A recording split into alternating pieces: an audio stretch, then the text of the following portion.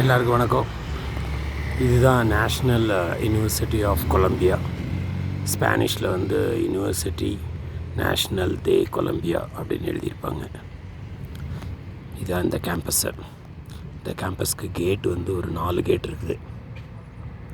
நான் இப்போ என்ட்ரானது வந்து ஒரு கேட் வழியாக என்ட்ரானேன். இந்த கேட் வழியாக என்ட்ரானேன். பக்கத்தில் இருக்கிறது எல்லாமே நிறைய அப்பார்ட்மெண்ட்ஸு. ஓகே. அண்ட் இப்போ நான் அப்படி உங்களுக்கு கேம்பஸ்குள்ளே எப்படி நடக்கிறதுன்னு உங்களுக்கு காமிக்கிறேன் பாருங்கள். நடந்து போகிறது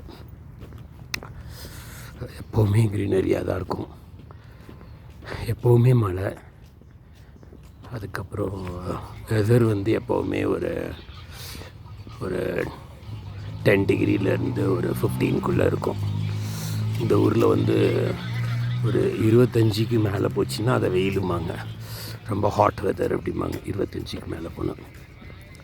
அப்புறம் இதில் இன்னும் கொஞ்சம் தூரம் நடந்து போனால் மேத்தமெட்டிக்ஸ் டிபார்ட்மெண்ட்டு, ஸ்டாட்டிஸ்டிக்ஸ் டிபார்ட்மெண்ட் எல்லாம் வருது. அந்த பின்னாடி மலை மாதிரி தெரியுது பாருங்கள். இந்த ஊர் எல்லாமே ஃபுல்லாக மலையில் தான் இதாகிருக்கு.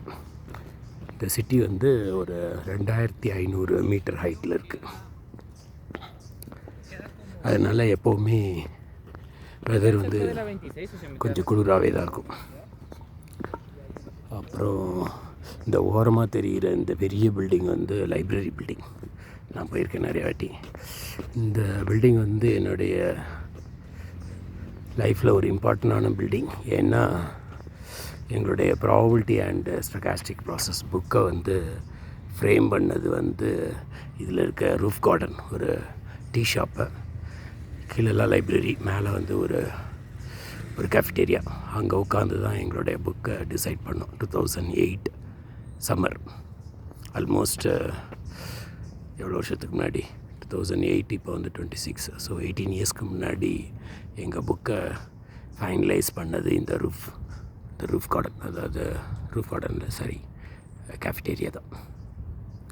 ஓகே. இதுலேருந்து கொஞ்சம் தூரம் நடந்து போனால் ஸ்டாட்டிஸ்டிக்ஸ் டிபார்ட்மெண்ட்டு.